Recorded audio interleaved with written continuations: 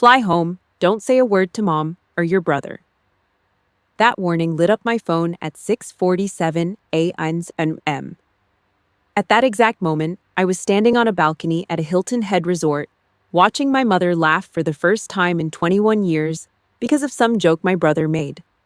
Just a strange number, no name, and a short message that made my military instincts turn ice cold. 12 hours later, the South Carolina heat was gone, and I was standing in the arrivals hall at Hartford-Bradley Airport. A man in a charcoal suit stood there holding a sign with my name on it. He wasn't alone. 2 state troopers were standing right next to him. What they showed me in that quiet conference room that day. Look, I'm a soldier. I've stared down life and death on the front lines without so much as a blink. But in that room, I don't even remember hitting the floor. I just remember waking up under those blinding fluorescent lights, listening to a medic tell me to count backward from 10 just to check if I was still there. That happened 4 months ago. I still haven't had a full night's sleep since, but I need to tell you the whole story. Because of what my own flesh and blood did and the way I chose to hit back, the person I used to be was burned away forever. Before I go on, take a second to hit like and subscribe, but only if you've ever felt the sting of a family's betrayal.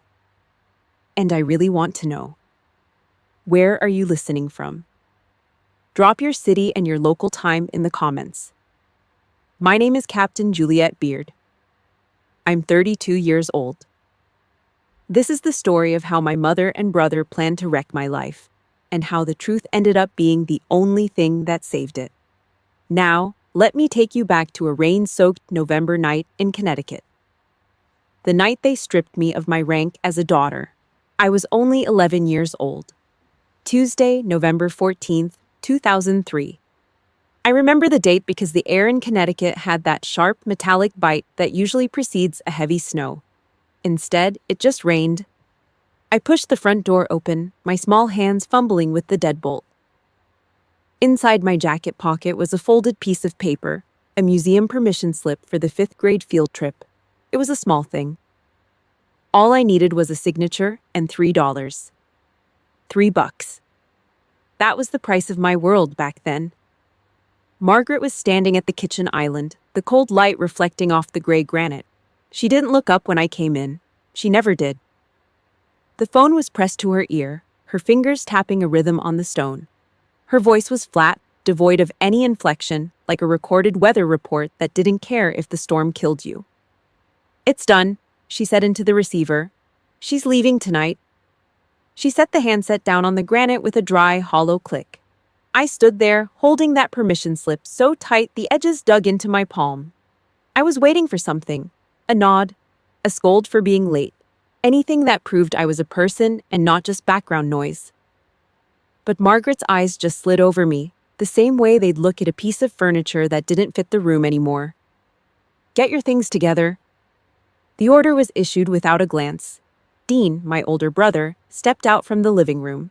He was 14, already tall enough to lean against the wall with that smug, predatory slouch he'd perfected. He crossed his arms, a small, ugly smirk playing at the corners of his mouth.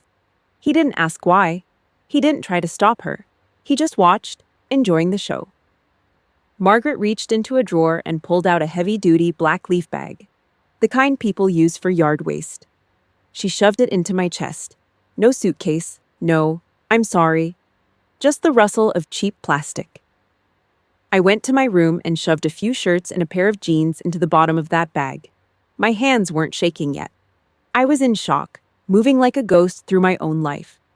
When I walked back to the front door, the wind hit me first. Cold, wet, and relentless. Margaret stood on the porch, pointing a single finger toward the darkness of the driveway. She didn't look at my face. She just looked past me. "Go. Don't come back." The door slammed. I heard the lock turn, a heavy final thud. Just like that, the air was cut off. I began the first march of my life that night. The rain in Connecticut doesn't just fall, it soaks through your skin and settles in your bones. It hammered against the black leaf bag, making a dry, rhythmic popping sound that felt like it was echoing inside my skull. My canvas sneakers were waterlogged within 10 minutes. Every step felt like I was dragging weights through the mud. Hubbard Street was 3 miles away. 3 miles of pitch-black road, illuminated only by the occasional sweep of headlights from cars that splashed dirty water onto my shins as they flew past. I didn't cry. Maybe I couldn't. Or maybe the rain was just doing the job for me. I gripped the top of that trash bag until my knuckles turned white, staring at the ground, putting one foot in front of the other.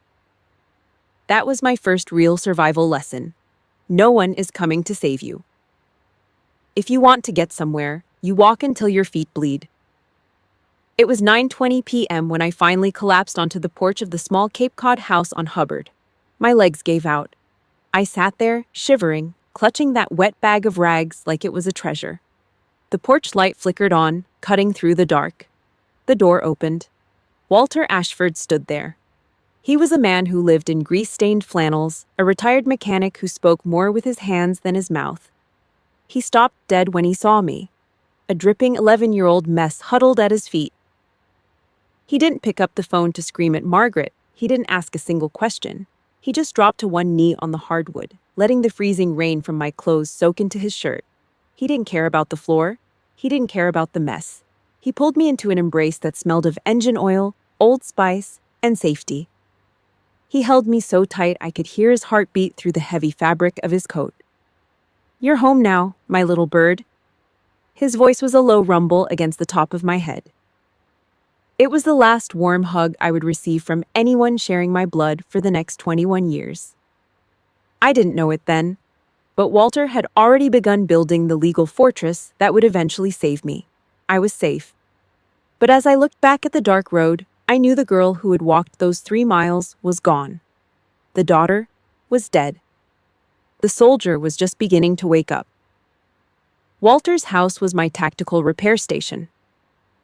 For 7 years, the silence from the house on the other side of town was absolute. Margaret didn't call. Dean didn't send a card. They wiped me out of their lives like a grease stain on a laminate counter. Just a quick scrub, and I was gone. Saturday afternoons, I'd sit on a milk crate in the corner of Grandpa's garage. I watched him tear down lawnmower engines, his hands covered in black sludge and grit. The air was always thick with degreaser and the scent of old cigars. I remember asking him once, while he was deep into a carburetor, why they never came for me. Grandpa stopped. He laid his half-inch wrench on the steel workbench with a heavy clink that echoed against the cinder block walls. He looked at me with the steady gaze of an old soldier. "One day, Juliet, you'll see why I kept you here. Why I kept you far from them," he said. His voice was a low growl, like a truck idling in the cold. He didn't explain. He just went back to the engine. When I turned 18, 3 weeks before I was set to ship out for the academy, Grandpa died in his sleep. No drama. Just an empty seat at the breakfast table and a house that suddenly felt way too big. The funeral was a small gray affair at a suburban church that smelled of old hymnals and damp coats. After 7 years of nothing, Margaret showed up. She was draped in black silk, a heavy silver cross dangling from her neck. She looked like a professional mourner. She'd dab at her eyes with a lace handkerchief, but her eyes were bone dry. I watched her from the back row, standing straight, hands behind my back. I was wearing a borrowed black dress that didn't fit, but it was dark enough to hide I was hollowed out.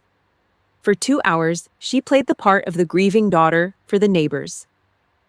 She walked past me 4 times. Each time, the click of her heels on the floorboard sounded like a countdown. She looked through me like I was made of glass. No nod, no touch. I watched the performance with a cold disgust. The crowd thinned out. I walked to the front, standing alone before the pine casket. I reached out and touched the polished wood. It felt like the last solid thing in my world was about to be buried. Footsteps heavy on the floor behind me, leather creaking. I knew the smell before I heard the voice, cowhide and stale Marlboro Reds. Dean. He leaned in, pretending to share a moment of grief with his little sister. But when his mouth got close, his voice came out like a jagged blade rattling through his teeth. "Don't expect a dime, you brat. Grandpa left everything to Mom. House, accounts, the works. There is nothing here for you, not a cent." He slapped my shoulder twice, a claim of territory, not comfort. He turned and walked away, his boots echoing in the empty church. He wanted to see me break. I didn't move. I didn't give him the satisfaction of a flinch. Military discipline doesn't let you fall apart when the enemy is in the wire. When Dean left, an older man stepped from the back row. Thomas Mercer. He was a lawyer, a guy I'd seen having tea with Grandpa. He looked like he'd been carved out of granite. He didn't say much. He pressed an envelope into my hand. Cream-colored, heavy paper, sealed with thick red wax. On top was a gold-embossed business card. "It isn't time to open this yet, Juliet," he whispered. His eyes were hard, but there was a flicker of something else in there. Respect. I nodded twice. I shoved the envelope into my coat, feeling the sharp edge of the card against my thumb. That afternoon, I tossed my duffel bag into the luggage bay of a Greyhound bus. I sat by the window and watched the Connecticut state line disappear in the rearview mirror. I was 18, alone, heading into a life where nobody knew my name. I didn't know then that the envelope in my pocket was a shield. I didn't know that the card would save my life 14 years later. I'm telling you this because I know some of you have been made to feel invisible by the people who were supposed to love you. You've stood in a room full of family and felt like a ghost. If you've ever had to walk away from a toxic house to find your own peace, please hit that like button and subscribe. It helps me know I'm not just talking to the wind. And do me a favor, drop the word shield in the comments if you've ever had someone like Walter or Thomas stand up for you when you couldn't stand for yourself. I read every single one of them. The bus rattled over a pothole, jarring my teeth. I touched the cream-colored envelope through the fabric of my coat. I didn't open it. I just sat there in the dark, watching the highway lights flash past, wondering if I'd ever truly have a home again. I thought I was leaving the war behind forever. I was wrong. The real fight hadn't even started yet. Military school doesn't teach you how to love. It teaches you how to not end up in a body bag. I lived that lesson for a decade, etched into my skin by the grit of places God forgot. From the sand-blasted hellholes of the Middle East, where the air smells like burning trash and diesel, to the frozen gray bases in Europe, I never looked for a home. I looked for cover. Every dime of hazard pay I earned, the blood money they pay you when you're officially worth more dead than alive, went straight into the market. I knew that every bullet snapping past my ear had a price tag. I wasn't spending my paychecks on sports cars or bad decisions in Vegas like the other recruits. I was building a fortress. Somewhere along the way, an anonymous trust fund kept the tuition for my advanced degrees paid up. I never asked where the money came from. I just kept my head down and worked. I wasn't buying luxury. I was buying a perimeter. I turned that perimeter into Hearthline. I took everything I knew about military logistics and shoved it into a tech platform designed to connect orphans with veteran mentors. It wasn't about finding yourself. It was about structure, resilience, accountability. By 30, some venture capital sharks in Silicon Valley took one look at my balance sheets and my discipline and cut a check. They valued the company at $47 million. On paper, the girl who got kicked out with a trash bag was now a millionaire. I had an empire. I had a name. And for 14 years, I didn't have a family. I was fine with that, until I wasn't. Then came the call. 9:14 p.m., Saturday night. The area code on the screen was Connecticut. I shouldn't have picked it up. My gut knew it was a breach. But the discipline slipped for a split second. "Juliet, it's Mom." Margaret's voice didn't sound like the ice-cold weather report I remembered from the kitchen island. It was shaking, thin, pathetic. She didn't lead with a demand. She led with cancer. "Early stage," she said. "Terminal if it wasn't handled." In 2 minutes, she managed to say, "I'm sorry," 4 times. For Margaret, that was a world record. She begged me to come to Hilton Head for a final family vacation. She wanted to fix the past before the clock ran out. My chest felt like it was being crushed by a tactical vest that was 3 sizes too small. The captain in me was screaming, "Ambush!" The 11-year-old girl who still remembered the smell of the rain on Hubbard Street was reaching for the phone. "Classic feint, Juliet." Grace didn't hold back. She was a former combat medic who'd stitched me up more than once. She slammed her coffee mug onto the table, the ceramic ringing like a gunshot. They didn't remember they had a daughter for 14 years. Now you're worth 47 mil and suddenly she's got a cough and a conscience? Don't go. Grace was right. I knew she was right. But guilt is a funny thing. It's the one wound that military training can't cauterize. I booked the ticket. But I didn't go in blind. I flew private. I booked a suite at a hotel 2 blocks away from where they were staying. I mapped out every exit. I set up an exfil route. If this was a trap, I wasn't going to be the one caught in the cage. I was going to be the one holding the key. The night before I left, a text buzzed from a number I didn't recognize. No name, no context. Just 2 words. Be careful. I stared at it for a long time. I assumed it was some spam bot or a wrong number. I swiped left and deleted it. I had survived IEDs and snipers in the belly of the beast. I figured I could handle a sick old woman and a gambling addict brother. I was wrong. That was my first intelligence failure. I touched down at Hilton Head, the humid South Carolina air sticking to my skin like a wet shroud. As I walked off the tarmac, the phone buzzed again. Same number, different message. They aren't looking at your face, Juliet. They're looking at the bank account. I shoved the phone into my pocket and tightened my grip on my bag. The war was coming home. And I had just walked right into the kill zone. I checked the time. 10:02 a.m. I had 3 hours before the family dinner.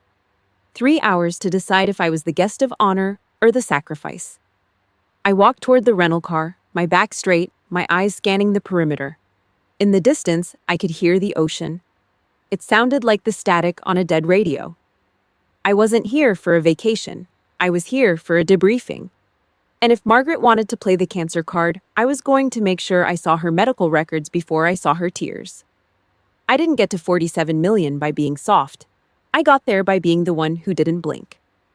I pulled out of the airport, the green numbers of my bank balance flashing in my mind like HUD. 47 million reasons for them to lie. 1 reason for me to stay. I needed to know if any part of that apology was real. The first text was a warning. The second was a confirmation. By the time I reached the hotel, I knew one thing for sure. This wasn't a family reunion. It was an extraction, and I was the asset. Hilton Head Island looked like a postcard, but to me, it felt like a kill zone. The South Carolina sun was aggressive, baking the salt into the air and making the palm trees look like jagged teeth against the blue. Margaret was waiting on the patio in a motorized wheelchair.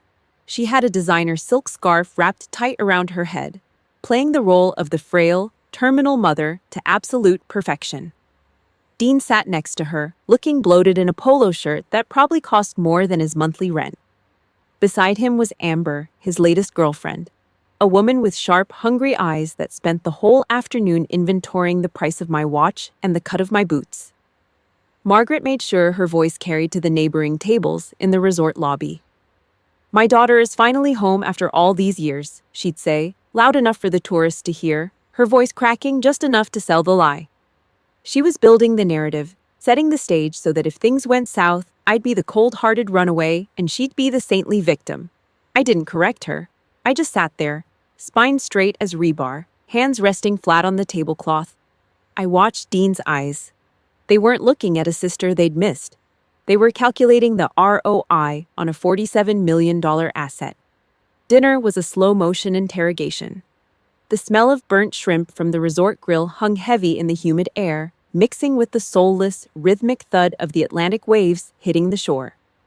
Dean waited until the wine was halfway gone before he started probing for mines. He leaned back, swirled his glass, and let a sentence drop like a lead weight. "You know Grandpa left everything to Mom, right? The house, the savings, all of it." I kept my face like stone and gave him a shallow nod. I didn't bite.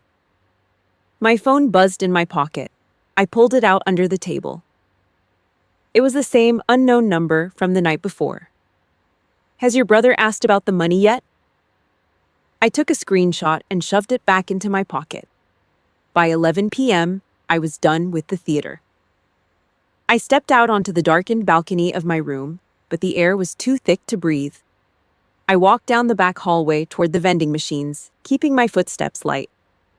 As I passed Dean's suite, I heard Margaret's voice through the thin wood of the door. It wasn't the voice of a dying woman anymore. It was sharp, cold, and dripping with venom. "She doesn't know a thing. Just keep pushing," she snapped. "I think she's suspicious, Ma," Dean muttered back. "Then act better," Margaret hissed. "We need her signature, and we need it now." I stood in the shadows of the hallway for a long time, my heart rate steady despite the bile rising in my throat. This wasn't a family vacation. This was a heist. On the third morning, Dean decided to pull the trigger. He didn't wait for the coffee to get cold. He slid a thick stack of papers across the wooden breakfast table. The sound of the paper screeching against the wood was like a knife on a plate. "Mom's getting weak, and I'm swamped with the house stuff," Dean said, trying to sound like a burdened son. "It's just a standard power of attorney for the family assets. Sign it so we can keep things moving without bothering you every 5 minutes." I didn't reach for a pen. I flipped through the pages. It wasn't standard. It was a total handover. It gave them full access to my bank accounts, my real estate, my life. Signing that page meant handing over the keys to the $47 million fortress I'd spent 10 years building in the mud and the sand. I folded the document and looked Dean straight in the eyes. "I need to read this carefully," I said, my voice as flat as a dial tone. Dean's face turned a mottled red. He slammed his fork down on the porcelain plate, the sound echoing through the quiet patio.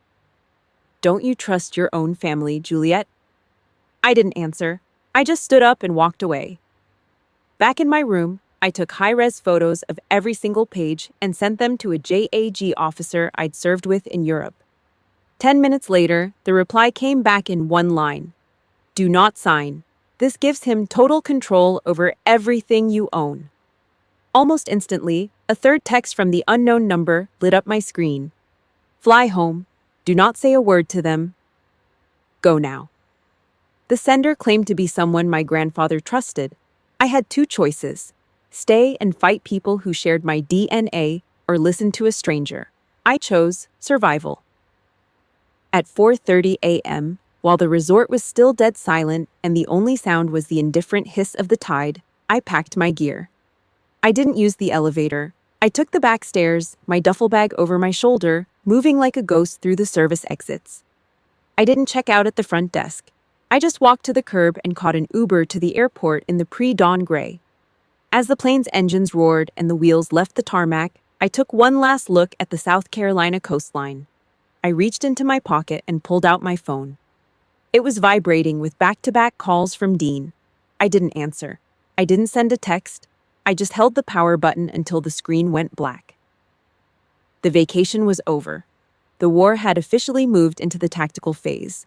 The wheels of the jet barked against the runway at Hartford-Bradley International Airport, a sharp, violent jolt that mirrored the state of my nerves. Outside the window, Connecticut was a wash of depressing gray, the kind of sky that looked like a bruised lung. I stepped off the plane, my boots striking the terminal floor with a heavy rhythmic cadence. I didn't have to look far. Standing near the baggage claim was Thomas Mercer, the man who had handed me a lifeline 14 years ago. He wasn't alone. Two state troopers stood beside him, their faces as hard as the badges on their chests. They didn't say a word. Thomas gave me a grim nod, and we moved through the terminal like a funeral procession. We ended up in a back-office conference room, a sterile, windowless box tucked away at the end of a maintenance hall. The air in the room was stale, smelling of industrial cleaner and burnt coffee. Above us, the fluorescent lights flickered with a high-pitched, irritating hum that made the hair on my arms stand up. Rachel Dunn was already there. She was a private investigator, a woman who looked like she'd spent half her life in the shadows. She didn't offer a handshake. She just opened a manila folder. "Your grandfather," Thomas said, his voice slow and heavy. "He was smarter than they gave him credit for. He never left a cent to your mother. Not a dime. He left $2.8 million in a trust for you, Juliet. And Dean's in deep. He owes some very bad people $340,000 in gambling debts. They found a draft of that will. They knew they were cut out. Rachel pushed a stack of glossy surveillance photos and printed transcripts across the table. The paper crinkled, a dry, abrasive sound that seemed too loud in the quiet room. "They didn't just want your signature on that power of attorney, Juliet," Rachel said, her eyes locked on mine. "They didn't need you to sign it. They just needed you to vanish." She explained the logistics with the cold detachment of an actuary. The power of attorney was plan A. If I signed, they'd drain the accounts and be done with it. But Dean had a plan B. He'd hired a guy named Victor, a low-rent enforcer who'd been shadowing me since I stepped onto the sand at Hilton Head. Rachel pointed to a printout of a text message Victor had sent to Dean. "Make it look like an accident, balcony, pool, somewhere clean," it read. The room felt like it was shrinking. Amber, the girl Dean was parading around, was the spotter. She had been reporting my room number and my schedule to the man who was waiting to push me over a railing. I sat perfectly still, my back against the hard plastic chair. I'd faced IEDs, I'd faced snipers, I'd faced the kind of enemies who looked you in the eye before they pulled the trigger. But this was coming from inside the house. "There's more," Rachel said, her voice dropping an octave. She flipped to the last page of the file. It was a text message thread from Dean to Margaret, sent 20 minutes after I'd walked away from the breakfast table at the resort. Dean had told her I wouldn't sign. He'd told her I was suspicious. He'd asked her if they should go through with the rest of the plan. I looked at the screen, at the words my mother had typed back. "Just do it. Leave me out of it." 8 words. 8 words that sold my life for the sake of her own plausible deniability. 8 words from the woman who had brought me into this world, now giving the green light to take me out of it. I stared at the black ink on the white paper until the edges started to blur. The fluorescent light above me strobed, a frantic, jagged rhythm. I didn't feel my legs go out. I didn't feel the edge of the table as I went down. The world just folded in on itself, turning into a silent, suffocating black. When I opened my eyes, the white lights were blinding. I was flat on the scuffed linoleum floor. A paramedic was leaning over me, a small flashlight burning into my pupils. "Count backward from 10 for me, Captain," he said, his voice sounding like it was underwater. I didn't count. I pushed his hand away and sat up, my movements jerky and uncoordinated. I could taste something metallic and bitter. Blood. I'd bitten my lip through. A coldness, deeper and more permanent than anything I'd felt in the mountains of Afghanistan, started at the base of my skull and moved down my spine. It froze the grief. It froze the shock. It left nothing but a sharp, jagged edge of clarity. I didn't cry. I didn't ask why. Those were questions for a girl who still had a mother. I stood up, leaning against the wall for a second until my balance returned. I looked at Thomas Mercer. His face was a mask of professional concern, but I didn't need his pity. I needed his ruthlessness. "I don't want revenge," I said. My voice didn't sound like mine. It was dry and flat, like metal scraping against stone. "I want them to lose everything. I want them to wake up in a world where they don't have a scent, a friend, or a roof over their heads. I want them to lose it all. Start it." Thomas didn't blink. He just nodded and reached for his phone. Rachel Dunn closed the folder with a definitive snap. Outside, a siren wailed in the distance, a lonely, mournful sound that echoed through the gray Connecticut afternoon. The daughter in me was officially dead. The soldier was back on the clock. And this time, I wasn't fighting for a flag. I was fighting for the only thing I had left. The truth. I walked toward the door, my footsteps steady now. Every second of my life before this moment had just been training. The war didn't start in the desert. It started right here, under the hum of a flickering light in a room that smelled like bleach. "Let's go," I said. We stepped out of the room, leaving the 8 words on the table. The countdown had finally hit 0. The counterstrike didn't start with a bang. It started with a click. The click of a pair of heavy-duty Smith & Wesson cuffs. Victor was snatched in the Hilton Head parking lot at 2 a.m. while he was crouched near the rear axle of my rental car, checking the lines. By 7 a.m., the South Carolina state troopers didn't knock on the door of the presidential suite. They used a ram.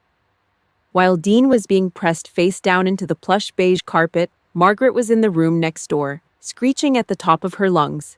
She wasn't screaming for her son. She was screaming for a lawyer, her voice cutting through the humid morning air like a jagged piece of glass. I wasn't there to see it. I was 800 miles away, sitting in Thomas Mercer's office in Connecticut. The room was silent, save for the hum of a desktop computer and the faint sound of traffic on the street below. My phone buzzed on the mahogany desk. The caller ID flashed. Mother. I didn't hesitate. I swiped the screen and hit the speakerphone. I didn't say hello. I just waited. Juliet, what the hell did you do?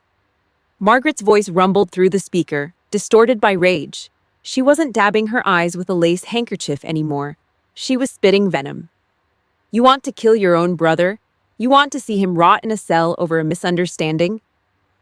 I leaned back in the leather chair, my spine hitting the backrest with practiced precision. I picked up a glass of water, took a slow sip, and let the silence stretch. 1 second, 2 seconds, 3. He hired a man to push me off a balcony, Margaret, I said. My voice was flat, the tone I used when debriefing a squad after a failed op. Dean was just scared. He's in debt, Juliet. He's panicked. You're a soldier. You're supposed to be tough. Why are you being so damn heartless? Calling the cops on your own blood? Over a little scare? I looked at Thomas. He was watching me, his eyes hooded. I reached into the file on the desk and pulled out the transcript Rachel Dunn had handed me at the airport. I cleared my throat and read the words back to the woman who had carried me for 9 months. Dean, should we go through with the rest of the plan? Margaret, just do it. Leave me out of it. The line went dead quiet. I could hear her breathing, a ragged, desperate sound on the other end of the connection. The gaslighting was over. The mask hadn't just slipped, it had shattered into 1,000 pieces. I didn't wait for her to find another lie. I tapped the red button and watched the screen go dark. Margaret didn't go down without a fight. She was back in Connecticut within 48 hours, out on a bond that probably drained the last of her liquid cash. She didn't come to my door. She went to the one place where she knew she could do the most damage, the First Baptist Church. By Sunday morning, the rumor mill was churning at full capacity. Margaret stood in the vestibule, clutching her silver cross, telling anyone who would listen that I was suffering from a severe military break. She used the word PTSD like a weapon. She told the deacons I was paranoid, that the war had broken my brain, and that I was framing poor Dean to steal the family inheritance. She even filed a petition to void Grandpa Walter's will, claiming he'd been senile when he signed it. She was trying to bury me under a mountain of social shame. She wanted the neighbors to cross the street when they saw me. She wanted the town to see me as a dangerous, delusional veteran who had turned on her own mother. But Margaret made one fatal mistake. She assumed people like her. She assumed her neighbors had forgotten the way she looked down her nose at them for 30 years. My burner phone rang on Tuesday afternoon. It was Mrs. Boyd, the woman who lived in the house behind Grandpa's. She'd known me since I was a kid in pigtails. Juliet, she whispered, her voice crackling with age. Don't listen to that woman. We know who she is, and we know what Walter kept in that garage. That afternoon, I met Thomas Mercer at his office. He wasn't holding a legal brief this time. He was holding a heavy, scarred box made of solid oak. It had a brass padlock that looked older than I was.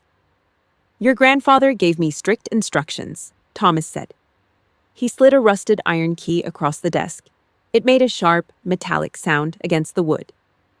He said to give this to you only when the legal war officially began. He knew this day was coming, Juliet. He knew them better than you did. I took the key. My hands weren't shaking, but I could feel the weight of the moment in my chest. I fit the key into the lock and turned it. Clack. I lifted the lid. The smell of cedar and old yellowed paper drifted up. I expected money. I expected a hidden deed. Instead, I found 7 black composition notebooks, their edges frayed and stained with grease. Tucked between the pages were psychiatric reports from the late 90s, recorded phone logs, and stacks of Western Union receipts. Commander Walter Ashford hadn't just been a mechanic. He had been a silent observer. For 17 years, while I was off fighting wars in the desert, he had been conducting his own intelligence operation right here in Connecticut. He had documented every cent Margaret stole, every lie she told the state, and every time she had tried to have him declared incompetent to get his house. I picked up the first notebook. The first entry was dated July 2003, the month before they kicked me out. I realized then that I hadn't been alone. Walter had spent his final years building a dossier that wasn't just evidence, it was a firing squad.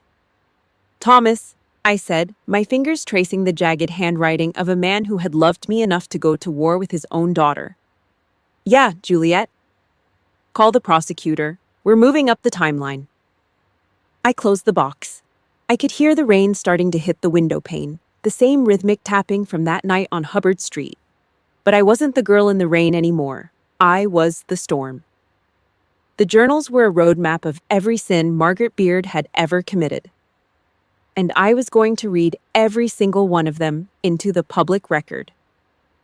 I gripped the edge of the oak box. It felt solid. It felt like justice. "Let's burn it all down," I whispered. Thomas nodded. He reached for the phone. The countdown to the trial had officially begun. December in Connecticut doesn't play around. The air outside the probate court was a sheet of ice, and the wind felt like a serrated blade against my neck. Inside, the courtroom smelled of lemon polish, old paper, and the damp, heavy scent of wet wool coats. Margaret was already there, anchored in the front row on the left. She wasn't alone. She'd brought her Amen corner, half a dozen women from the First Baptist Church, all clutching their Bibles and casting side-eyed glares at me. They looked like they were waiting for an exorcism. Margaret's lawyer, a guy named Holloway, who smelled like sour coffee and cheap peppermint, started his opening. He painted a picture of a frail, confused Walter Ashford. He used words like senile and diminished capacity. He pointed at me, the rogue soldier, the granddaughter who stayed away for 14 years, only to swoop in when the smell of money hit the air. I sat there, hands folded on the oak table, spine as straight as a bayonet. I didn't look at him. I watched the judge's gavel. Thomas Mercer didn't even bother to stand up until Holloway was finished preening. When he finally did, he didn't give a speech. He just started firing. Bullet number 1. Thomas slid a blue folder onto the judge's desk. "Dr. Sterling's independent psychiatric evaluation," Thomas said, his voice a low, steady rumble. "Conducted exactly 2 weeks before the final will was signed. The doctor's conclusion? Walter Ashford was as sharp as a razor. He wasn't confused. He was disgusted." I saw Holloway's jaw tighten. Margaret's church ladies stopped whispering. Thomas didn't stop. Bullet number 2. He pulled one of the black composition notebooks from the oak box. He opened it to a page marked with a grease-stained tab. He read the entry from November 2003 out loud. Walter's jagged blue-collar handwriting projected on the big screen behind the bench. "Margaret kicked the girl out tonight, in the rain, like she was yesterday's trash. I have the slip. I have the girl. I'll never forgive my daughter for this." Holloway jumped up. "Objection! Hearsay! A dead man's diary isn't evidence." Thomas didn't even flinch. He just looked toward the back of the room. "The defense calls Mrs. Eleanor Boyd to the stand." That was the grenade. Mrs. Boyd was 82 years old and weighed maybe 90 pounds, but when she walked to that witness stand, she looked like a giant. She adjusted her glasses, took the oath, and looked Margaret dead in the eye. "I saw it," Mrs. Boyd said, her voice crackling like dry leaves but holding firm. "I was in my kitchen, looking out the window. It was raining buckets. I saw Margaret shove that child onto the porch. I saw the black trash bag. Margaret told the police later that Juliet ran away. That was a lie. She discarded that girl like a piece of broken furniture." The courtroom went dead silent. You could hear the hum of the heater and the frantic scratching of the court reporter's pen. The Amen corner started looking at their shoes. Margaret made a small strangled sound in the back of her throat, like a trapped animal. The judge slammed his gavel. "The will is valid. proceed to the matter of the restraining order and the criminal referral. Thomas didn't waste a second. He hit the switch on the projector. My bank records from the tech company flashed up first. 47 million reasons to kill. Then the surveillance photos from Hilton Head. The hitman, Victor, caught on camera near the hotel pool. And finally, the text message thread. The room held its breath as the words appeared in giant black letters against the white screen. Dean, should we go through with the rest of the plan? Margaret, just do it. Leave me out of it. One of the deacons from the church stood up and walked out of the room without looking back. Margaret's face went the color of curdled milk. The mask was gone. The saint was dead. The judge didn't even wait for a rebuttal. Restraining order granted. Protective custody for the assets remains in effect. I am referring these transcripts to the district attorney's office for immediate review of conspiracy to commit murder. Crack! The gavel hit the block like a gunshot. During the 15-minute recess, I walked out into the hallway to get some air. Margaret caught me by the vending machines. Her mascara was running, making black streaks down her face that looked like cracks in a porcelain doll. She reached out, her fingers feeling like cold, wet claws as she grabbed my wrist. "Juliet, please," she hissed, her voice a mess of fake tears and desperation. "Withdraw the statement. You're killing your mother. Your own blood." I didn't pull away. I didn't scream. I just used a basic military wrist lock, a quick, sharp twist of the radius and ulna. It wasn't enough to break bone, but it was enough to send a bolt of white-hot pain up her arm. She let out a sharp yelp, and her hand dropped as if she'd touched a hot stove. I stepped into her space, my eyes locking onto hers. I didn't see a mother. I saw an insurgent. "Don't ever touch me again," I said, my voice as cold as the December wind. I've faced snipers in the desert and IEDs in the mud. I thought they were the enemy. I was wrong. You're scarier than any of them because you do it with a smile and a Bible. The truth is out now, Margaret, and I'm not the one who's dying. You are. I turned my back on her and walked away. I didn't look back to see her fall. I just focused on the exit sign at the end of the hall. I'm sharing this part of my life because I know there are people listening right now who are terrified of standing up to their own monsters in the family. You think they're too powerful, or that nobody will believe you. But the truth has a weight that no lie can carry forever. If you've ever found the strength to speak up when everyone else stayed silent, please hit that like button and subscribe to this journey. It means more than you know. And do me a favor. If you believe that truth eventually wins, comment the word justice below. I want to see how many of us are standing together. I pushed open the heavy brass doors of the courthouse. The cold air hit me, but it didn't feel like a blade anymore. It felt clean. It felt like the first breath of air after being buried alive. Behind me, I could hear Holloway shouting into his phone. It didn't matter. The fortress was built. The war was won.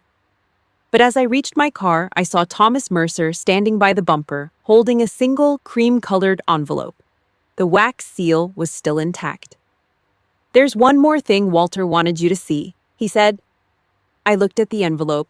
My name was on it, in my grandmother's handwriting. My heart, which had been a block of ice all day, skipped a beat. The battle in the courtroom was over, but the hardest truth was still waiting for me inside that paper. March arrived with the finality of a slamming steel door. Dean stood in the well of the courtroom at the McDougal Walker Correctional Institution, looking small and deflated. The fluorescent lights were unforgiving, highlighting the dark circles under his eyes. There was no room for lies. The digital trail Rachel Dunn had unearthed was an interstate highway leading straight to a cell. When the judge read the sentence, 8 years, I didn't feel triumph. I felt a cold weight in my gut. I sat in the front row, back straight, breathing controlled. I watched the bailiff lead him away, the clink of leg irons the only music in the room. I visited him 2 days later.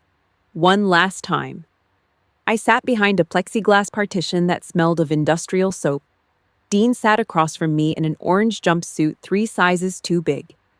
He didn't look at my face. He didn't say he was sorry. He leaned forward, knuckles rapping the laminate table. I just needed the money, Juliet, he growled, his voice a jagged rasp. You had too much. You were just an obstacle, a line item. To him, I wasn't a sister. I was a barrier to a payout. I didn't argue, I just got up. The heavy iron door clicked shut, and for the first time in 20 years, I took a full breath. Victor got 12 years. Amber had vanished, likely halfway to Vegas, before the first cuff hit Dean's wrist. Margaret escaped the cage, but not the fallout. Her lawyer argued that "just do it, leave me out of it" was a refusal to participate rather than an endorsement. The legal system found its loophole. It wasn't enough for a murder charge. But the court of public opinion doesn't care about loopholes. The First Baptist Church didn't wait for a verdict. They saw the transcripts projected on the courtroom screen. By the time Margaret walked out, she was a ghost. The ladies of the auxiliary, the same ones who had glared at me, now turned their backs when she walked into the grocery store. Someone spray-painted Judas on her front door in the middle of the night. She couldn't take the silence. Within a month, she sold the house and bought a one-way ticket to Florida. She was running, but the truth in Connecticut was etched in stone. The day before she left, she begged for a meeting at a diner on the edge of town. The coffee was black, cold, and tasted like burnt rubber. Margaret sat across from me, looking 20 years older.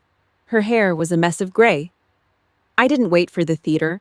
I slid a no-contact order across the table. No calls, no texts, I said.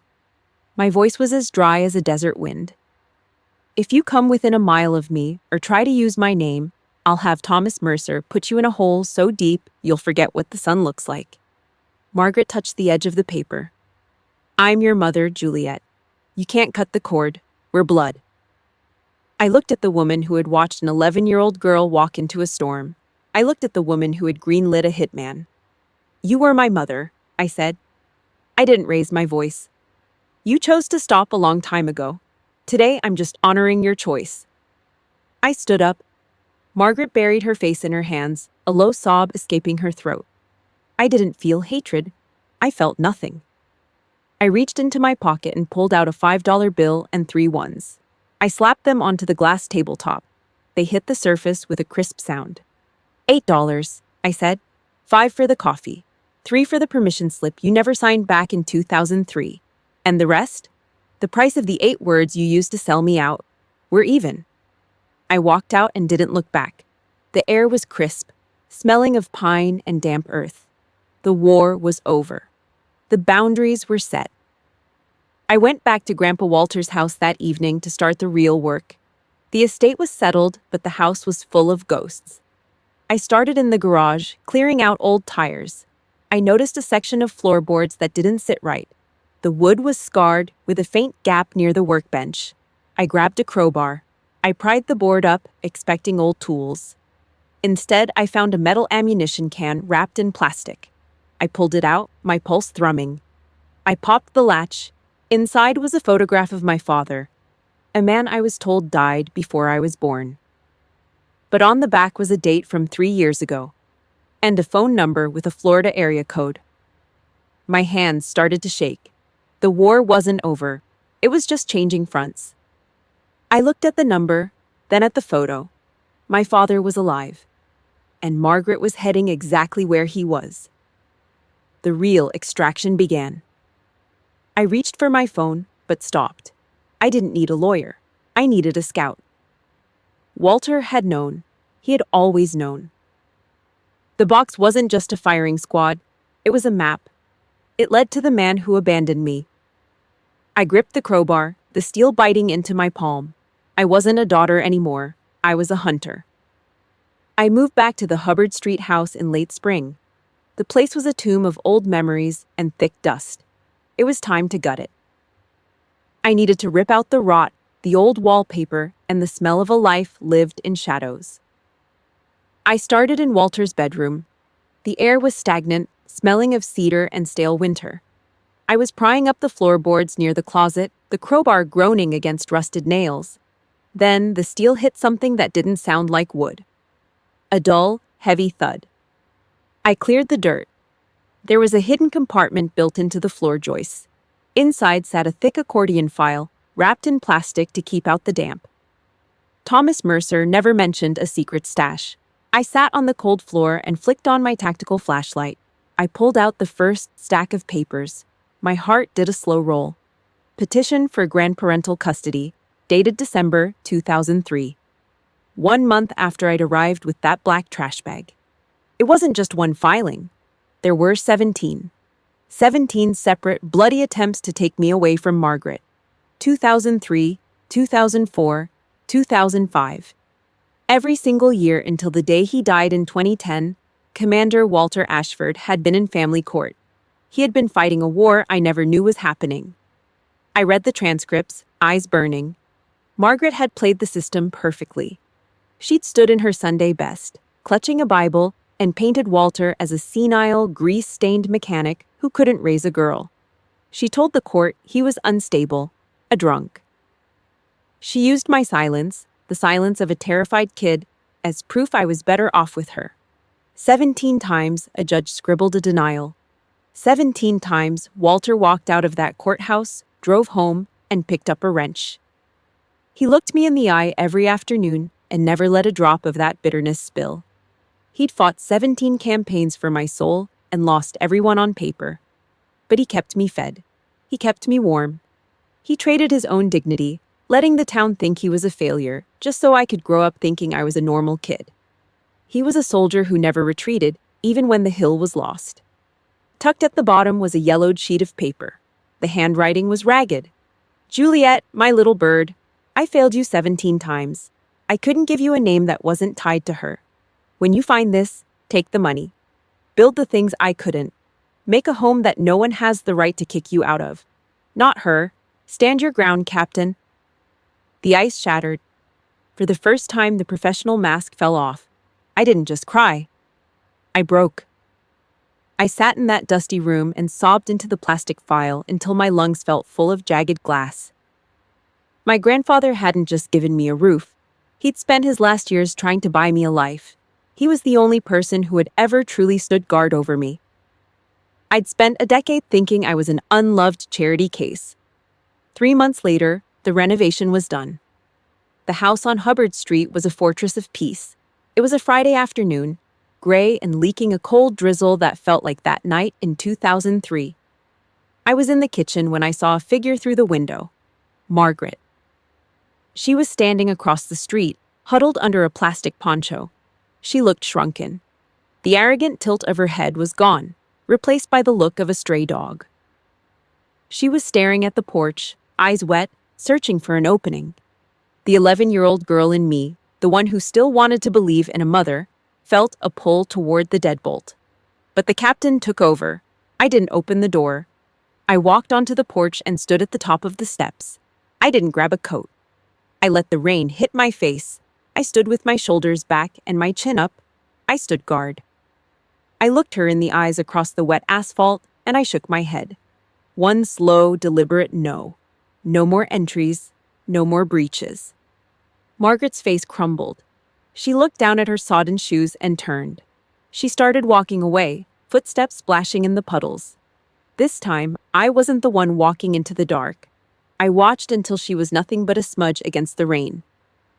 I turned to go inside, but a flash of light caught my eye. A black sedan was idling at the far end of the block. The driver's side door opened and a man stepped out. He was tall, gray-haired, and holding a military-issue coin. He didn't move. He just stared. My blood went cold. This wasn't over. The 17 campaigns were just the beginning. I reached for my phone, but stopped. I knew that man from a photo I wasn't supposed to have. I stepped off the porch, rain drenching my shirt, and walked toward him. "Dad?" I whispered. The man didn't answer. He just pointed toward the mailbox. Inside was a single black leaf bag and a note. Time to finish the job. I looked at the bag, then at the man. The rain was heavy now, washing away the last of the Hubbard Street peace. The war had gone global. The house on Hubbard Street didn't smell like damp earth or secrets anymore. It smelled like fresh white paint, pine lumber, and the lemon floor wax that the kids kept scuffing up. I stood at the end of the driveway, looking at the hand-carved wooden sign hanging over the gate. Ashford Nest. It wasn't a memorial for a dead man. It was a bridge for the living. I used the Hearthline funds to turn Grandpa Walter's legacy into a transitional home for kids who had been tossed out with the morning trash, just like I was in 2003. They didn't have to wait in the rain. They didn't have to sleep in garages. We offered them more than a bed. We gave them a perimeter. Grace was there, her combat medic bag replaced by a first aid station in the sunroom. Rachel Dunn handled the background checks and security. We weren't a family by blood, and I was fine with that. Blood is what Margaret used to justify murder. Choice is what kept us alive. I learned that family isn't the name on a birth certificate.